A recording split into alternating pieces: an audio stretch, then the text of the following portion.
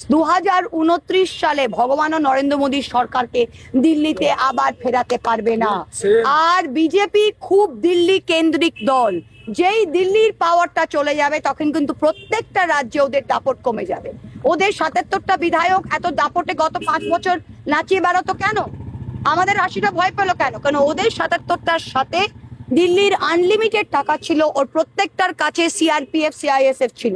কেউ বাংলা পুলিশের উপর নির্ভরশীল ছিল না, ওদের ভয়ই ছিল না।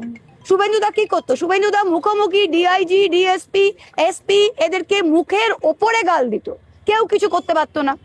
আর আমাদের লোকের সেটা করতে পারছে না, কারণ সেন্ট্রাল পুলিশ আমাদের সাথে নেই।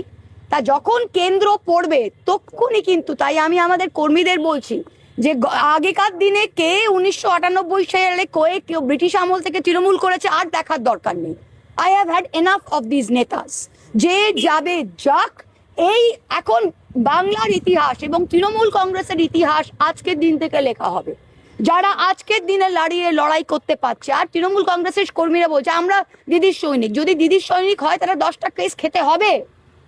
1 মাস জেলে গেলে কেউ মরে যায় না ভাই। আমাদের অনেক লোক জেলে গেছে, বেল পেয়ে 3 সপ্তাহ পর বেরিয়ে এসছে। কি আছে?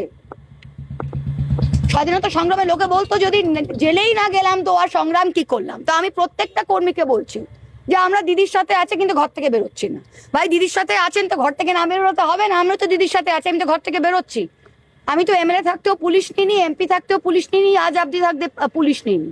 কি করবে? কি করবে এটা কি? তাই সাহসটা রাখতে হবে। আপনারা এতদিন যে ক্ষমতা ভোগ করেছে, প্রত্যেকজন যারা ক্ষমতা এতদিন ভোগ করেছে, তারা আজকে যদি 30 দিনের জন্য নিজের স্বাধীনতাকে ত্যাগ করতে হয় সেটা করতে হবে।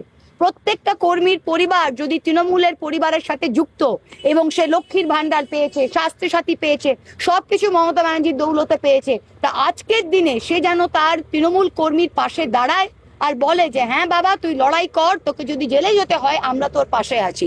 এই ভয়ে যেটা হচ্ছে, এই ভয়টাকে ভাঙতে হবে।